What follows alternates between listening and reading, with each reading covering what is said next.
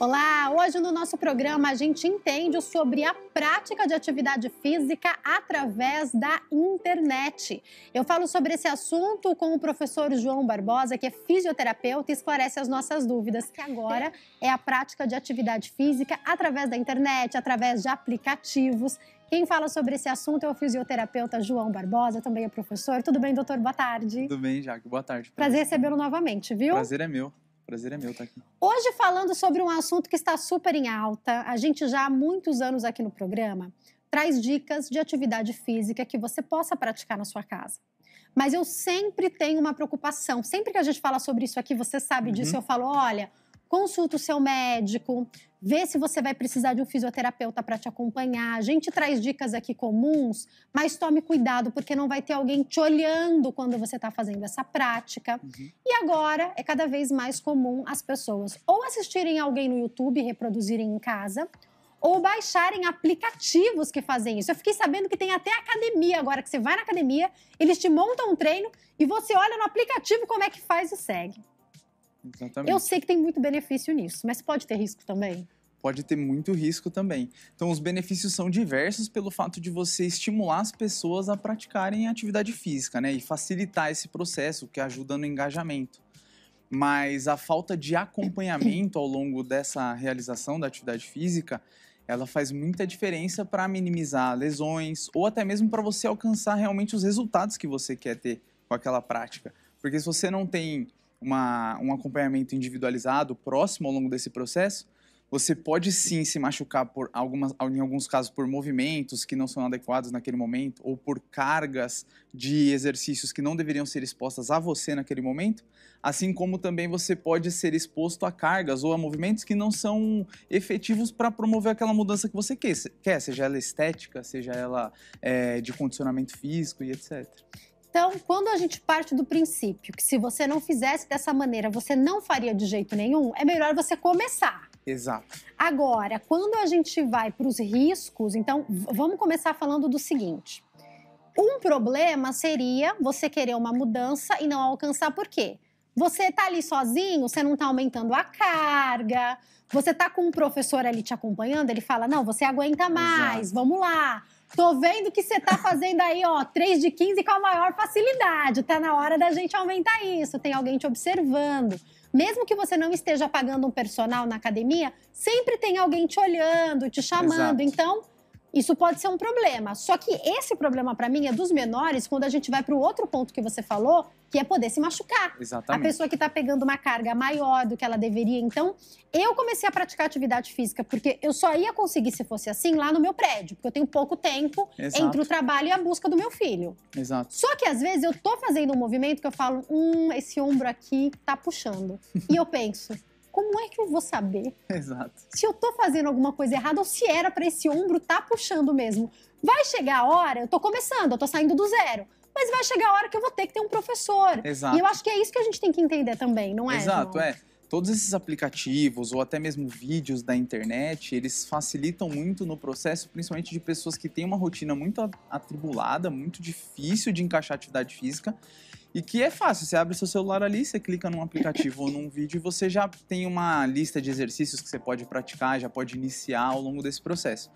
Mas tudo isso vem aí com a influência de que se você não tiver um acompanhamento próximo, você não vai conseguir evoluir nesses treinos e também tende a diminuir um pouco o engajamento no quanto que você está disposto a fazer os exercícios. Num dia que você está cansado, se você tem um compromisso com alguém, mesmo que esse alguém seja um acompanhamento à distância também, que é uma prática que cresceu muito com a pandemia, tanto de atendimentos, no meu caso, né, de fisioterapia, por exemplo, com pacientes que eu posso atender em qualquer lugar do Brasil online, quanto com um personal trainer, um profissional de educação física que pode acompanhar alguém num treinamento à distância, mas que você tem aquele compromisso com aquela pessoa. Que tá te vendo, nem que seja pela telinha, ele tá vendo se você tá fazendo errado, né? Exatamente. Você pode falar se você tá sentindo alguma coisa. Exatamente. E você falou uma coisa que é fato, a gente tá ali sozinho, no dia que você tá mais cansado, você fala, ai, fazer só 15 minutos de esteira e tá ótimo, eu tô muito cansado hoje. Se tem alguém ali com você pelo menos um treino ali você iria fazer de fato, né? Exato. E aí eu quero ir para um ponto que eu acho que é crucial e que é muito importante.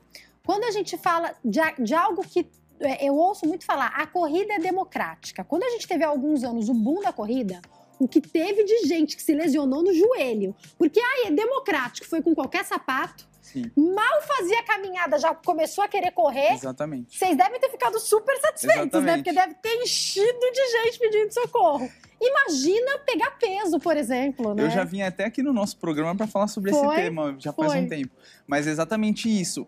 A prática de atividade física, todo mundo sabe o quanto que ela é importante e quanto mais democrática for essa prática, melhor por conta da rotina das pessoas atualmente. Mas o que acontece muito é que as pessoas elas se animam muito com a prática daquela atividade, porque quando você não faz nada e inicia numa atividade física, você evolui muito rápido. Verdade. Então você começa a pegar um peso muito maior do que você pegava no começo de uma forma muito exponencial. Você começa a correr muito mais do que você corria de uma semana para outra. E atrelado a isso, um dos principais riscos para você se lesionar é exatamente progredir essas cargas, seja ela de qualquer exposição à atividade física, de forma muito repentina. Eu tô aguentando, eu vou aumentar aqui de um dia pro outro. Na mesma semana de treino eu vou aumentar. Exatamente. Não é assim que funciona, né? Exatamente. Então, na maioria das práticas de atividade física, o que as pessoas fazem é que elas se empolgam muito ali naquela prática e sozinhas elas começam a evoluir de uma forma desenfreada. E isso aumenta realmente muito o risco delas se lesionarem. Daí a importância de ter um acompanhamento, porque um profissional gabaritado, ele sabe como fazer essa evolução, como fazer essa exposição. E junto a isso, um outro ponto que eu acho importantíssimo, o fisioterapeuta vai poder falar pra gente, às vezes a pessoa já tem alguma lesão, já tem alguma doença, tem, por exemplo, alguma hérnia de disco, como a gente fala, que não a impede de praticar atividade física, Perfeito. mas talvez traga um alerta para uma prática sozinho. Perfeito. Fala sobre isso. Exatamente. Então, o fato de você ter uma supervisão ajuda muito ao longo desse processo, porque eu, como fisioterapeuta, por exemplo, eu estimulo as pessoas que têm hérnia de disco, artrose, diagnóstico de lesões degenerativas a se movimentarem, porque, inclusive, isso é o maior, é o padrão ouro em tratamento dessas condições hoje, a prática de atividade física. Só que essas pessoas precisam realizar essa prática de uma forma a ter um acompanhamento individualizado, principalmente passando por uma avaliação ao longo desse processo. Então, o que acontece da prática de atividade física pela internet sem ter um acompanhamento é que muitas vezes essas pessoas começam a realizar essa prática sem ter uma avaliação inicial que identifique onde elas estão, quais as condições dela naquele momento e como elas vão alcançar os objetivos delas ao longo desse processo. Então, o fato de você ter uma lesão realmente não te impede de fazer nenhuma atividade física, inclusive à distância, só que é muito importante que você passe por uma avaliação antes de fazer isso, para que o profissional que vai te atender, ele saiba realmente como ele vai te expor a esses movimentos, a essas cargas de uma forma segura. E outra ajuda que eu percebo, quando a gente tem um acompanhamento, eu há muitos anos já fiz atividade física com acompanhamento e hoje estou tendo essa diferença de fazer sem o acompanhamento. Lógico que pelo tanto de profissionais que eu recebo aqui, eu acabo tendo uma atenção a algumas coisas que talvez outras pessoas não tenham. Eu lembro que quando eu fazia a prática de atividade física com o personal, isso há muitos anos, ele reparou na minha pisada na esteira. Ele falava, olha, essa pisada não é legal. Sei lá, pisa com o pé mais para trás, mais para frente. Sim. É um acompanhamento que a gente fica absolutamente solto quando a gente faz isso sem ninguém estar te olhando. É um detalhe que pode fazer diferença para você machucar o seu joelho ou não.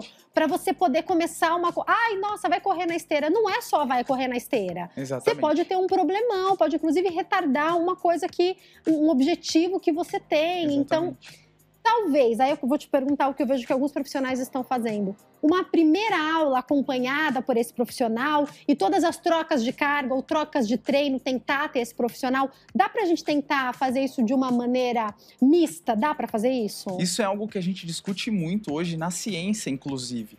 A ciência tem identificado esse problema na sociedade, principalmente depois da pandemia, onde as pessoas precisavam ter um acompanhamento à distância por conta de contato, né, do vírus, etc. E a ciência tem voltado a olhar para isso numa tentativa de um acompanhamento mais híbrido. Perfeito, ou era até essa palavra mesmo que eu queria falar, o híbrido. à distância totalmente. Então, o que a ciência tem tentado mostrar hoje é se realmente, por exemplo, esse acompanhamento à distância ele é tão efetivo quanto um acompanhamento presencial, exatamente, Ou se talvez uma alternativa é você fazer, por exemplo, uma avaliação presencial e depois a pessoa, como já te conhece, conseguir programar algo que você consiga fazer à distância, com encontros regulares, um pouco mais espaçados, dependendo da rotina do profissional e do aluno. Então, realmente, isso é viável hoje, a ciência mostra isso, que inclusive, muitas vezes, até o acompanhamento à distância tem um resultado igual do acompanhamento presencial, entendeu? E aí, eu acho que para atividade física, entra um ponto. Eu vou citar a minha experiência, eu acho que muitas pessoas vão se identificar, porque eu já ouvi muitas pessoas falando isso. Eu sou pessoa do contato.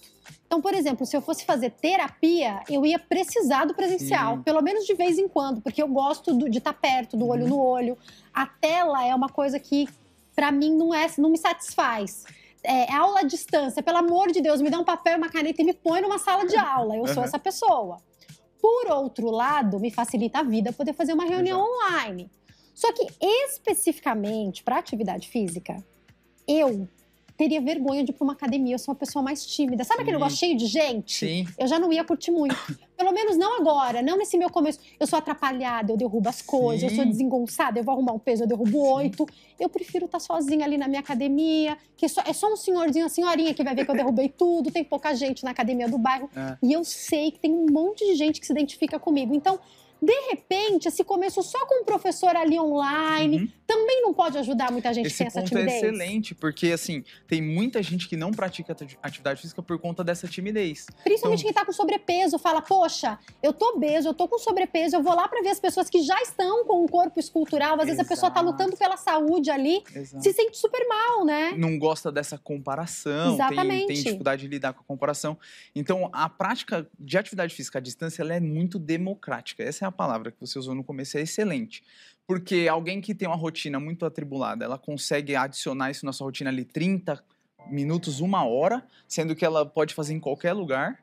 E além disso, você consegue iniciar essa prática sem ter que, muitas vezes, enfrentar alguns receios que você tem, de ir num local onde todo mundo, às vezes, já é amigo e você é o novato ali na situação, ou de você ficar um pouco mais isolado e as pessoas não gostam muito disso.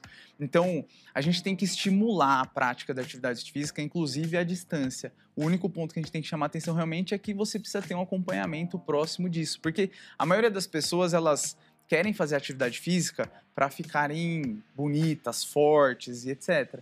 Mas, na verdade, o raciocínio tem que ser o contrário. Primeiro você tem que se preparar para aquela atividade para depois você se desenvolver sobre ela, entendeu? Perfeito. Então, essa avaliação ou esse contato próximo, ele faz parte disso, de entender qual é o seu objetivo com aquela atividade e como que aquele profissional vai te entregar isso ao longo do processo. E você sabe que eu li uma...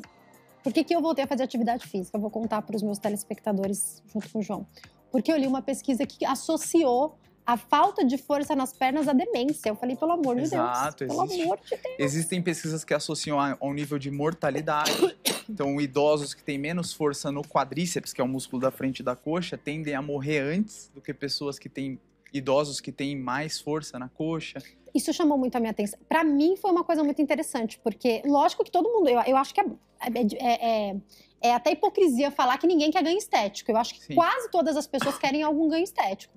Mas quando eu tô ali, e o começo... Quem diz que gosta do começo tá de parabéns. Eu mesma vou ali na força da fúria ali no começo. E eu lembro que é para minha saúde. Para mim, hoje, tem sido mais importante do que é para um resultado estético, é pensar, é para minha saúde. E eu acho que isso faz com que eu pense, eu quero ver o meu filho se casar, eu quero ver o meu filho ter filhos. No que depender de mim, eu preciso cuidar da minha saúde. E é lógico que, em consequência a isso, vem um ganho estético. Eu acho que a atividade física, a gente tem que tentar associar isso também, né? Exato. A fase mais difícil desse início, realmente, são as primeiras semanas. Porque você não tem contato com esse resultado, principalmente estético. E apesar de ter contato com um resultado assim relacionado à performance, você fala, nossa, já tô conseguindo correr mais, já tô conseguindo pegar mais peso. Mas o que pesa muito para as pessoas e que engaja muito na atividade física realmente é o resultado estético. Fala, nossa, olha, aquela calça já tá larga, eu já tô me sentindo mais magro. Então isso realmente motiva as pessoas, entendeu? Daí a importância tão grande de você não se machucar ao longo do processo, ou de você Vai demorar muito mais bem. pra você ver esse resultado, né? Olha, eu vou falar pela minha experiência, com um mês não é muito resultado, mas o resultado a gente já começa a ver, né? Com certeza. Dizem que com 3 meses o resultado vem com tudo. Tô aí nessa busca. Chegaram perguntas, vamos colocar a primeira dos nossos telespectadores pra gente poder responder quem tá em casa. Essa pergunta que chegou pra gente é da... é ele, né? É Lasley Barros, obrigada pela participação, Lasley. E ele diz assim, a atividade física é melhor fazer em casa ou na cidade, ou tem bons vídeos na internet? Eu acho que ele quer dizer na rua, né? Fazer no ambiente livre ou em casa, né? O que você acha melhor ou vai depender também de pessoa para pessoa? Depende muito da rotina da pessoa, principalmente. Porque muitas vezes a pessoa consegue fazer em casa a atividade ali durante 1 hora, no momento antes dela sair para o trabalho, ou logo depois quando ela chegou do trabalho. Às vezes, se ela vai fazer num parque, ela não mora próximo de um parque ou de um espaço aberto e ela vai pegar um trânsito para ir, isso já diminui o engajamento, naquele dia que está mais cansado já não vai querer ir. Então, vai depender muito da rotina e, de fato, para você conseguir resultado, você consegue resultado treinando em casa, no parque, com vídeo da internet. O mais importante é você ter um acompanhamento de alguém que sabe como progredir, como entregar aquele resultado que você está buscando. Esse é o mais importante. Perfeito, Leslie. Obrigada pela sua participação. Próxima pergunta, pode colocar. Aliás, vai ser excelente essa próxima pergunta da Suzy de São Paulo. Obrigada pela participação, Suzy. Boa tarde. O meu filho tem 14 anos e quer fazer musculação na academia. Ele pode? Porque eu ouvi dizer que o adolescente, se fizer musculação, para de crescer. Queria saber se é isso mesmo. Obrigada pela participação, Suzy. A gente até ouve falar que as ginastas que começam a treinar muito pequenininhas, muito novinhas, não desenvolvem o corpo como desenvolveriam, principalmente a questão da altura. Isso tem alguma relação mesmo? A gente acredita que, por exemplo, no caso que você citou das ginastas, é uma seleção natural, porque você ser menor facilita com que você faça todas aquelas manobras por conta de alavanca. Então, uma pessoa que é muito grande, ela tem que sustentar muita alavanca, muito torque ali que a gente fala, né, na biomecânica. Então, quem é menorzinho tem mais facilidade de dar aqueles mortais. Então, é uma seleção natural.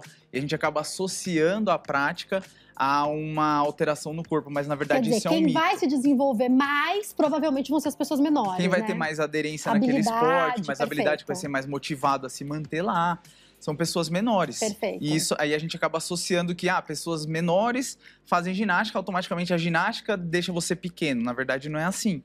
E com a musculação, também é um mito que crianças não devem praticar atividades com sobrecarga e isso vai diminuir a chance delas crescerem. Isso daí também é um mito. Pelo contrário, a gente sabe que o treino resistido, que é o que se faz na musculação, ele é muito importante para o desenvolvimento de crianças e adolescentes, principalmente fazendo com que essas crianças e adolescentes sejam adultos e idosos mais saudáveis lá na frente, porque você já está estimulando a prática de atividade física ali na base.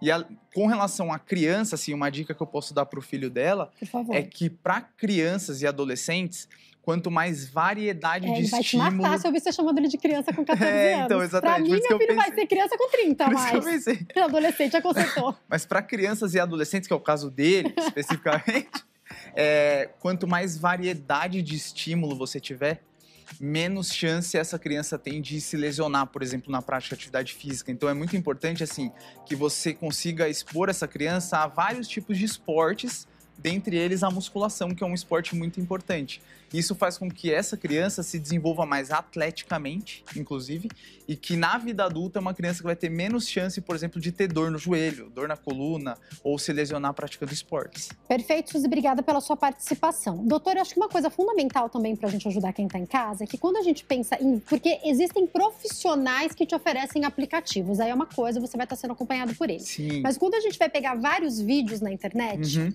a gente tem dicas diferentes. Então tem profissional que fala assim, 4 repetições de 12. Tem outro profissional que fala 3 repetições de 15. Sim. Misturar isso aí não pode dar um problema? Pode dar um problema. O que se faz, então? Porque tudo isso está relacionado ao que a gente chama de carga. Então, quando eu falo com vocês assim, você tem que controlar muito bem a carga com que você vai fazer a atividade, com que você vai progredir na atividade, a gente está discutindo sobre isso. Carga significa volume, que é a quantidade de repetições ou de movimentos que você faz. Também está atrelado ao número de pesos que você pega. Se eu pego 1 quilo, 2 quilos, 3 quilos. Então, o mais importante é tomar cuidado com esses vídeos que estão na internet, porque eles são vídeos gerais, eles não levam em consideração a individualidade do indivíduo, né, daquela pessoa.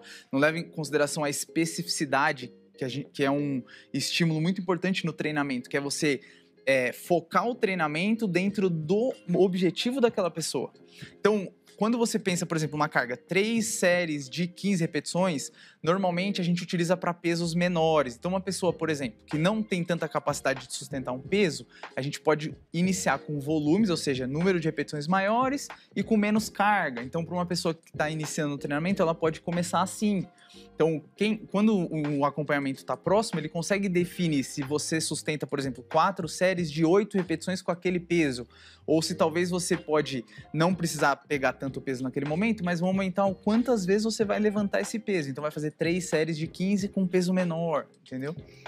Ou seja, você pode começar, mas ter alguém te acompanhando é fundamental. Eu acho que é muito importante estimular a prática de atividade física, assim. Quem não faz nada, por conta de tudo isso, por conta de saúde, mortalidade, etc., é muito importante começar, e a prática na internet é excelente para isso. Mas tentar atrelar essa prática a um acompanhamento profissional, principalmente de um profissional de educação física, de um personal trainer, que é o profissional mais gabaritado para definir isso, é o melhor dos mundos. E dependendo da patologia, vai precisar de um fisioterapeuta para acompanhar também, né? Exatamente. Eu tô caminhando para o fim do bate-papo, eu gostaria que você deixasse, para quem está nos assistindo, esse recado final de se é importante, mesmo que a pessoa vá começar a praticar sozinha, ela passar por um médico antes e depois já deixa seus contatos pra gente, por favor, que eu vou me preparar para dar um recado. Perfeito. Então é muito importante que, se você tem o intuito de iniciar na prática de atividade física, que você passe por uma avaliação de um profissional da saúde que vai saber indicar muito bem qual é o nível que você está e como ele vai progredir esse treinamento ao longo desse processo. Se você tem uma lesão ou não, tudo isso tem que ser levado em consideração, além do seu objetivo com essa prática de atividade física. Se você tem dúvida com relação a isso, eu não consegui discutir todas as suas dúvidas aqui na nossa conversa, fica à vontade para me chamar no WhatsApp 1852-1212 ou para entrar no site da minha clínica, somosfisioterapia.com.br, ou mandar uma mensagem lá no meu inbox, no direct do meu Instagram, @prof. João Barbosa.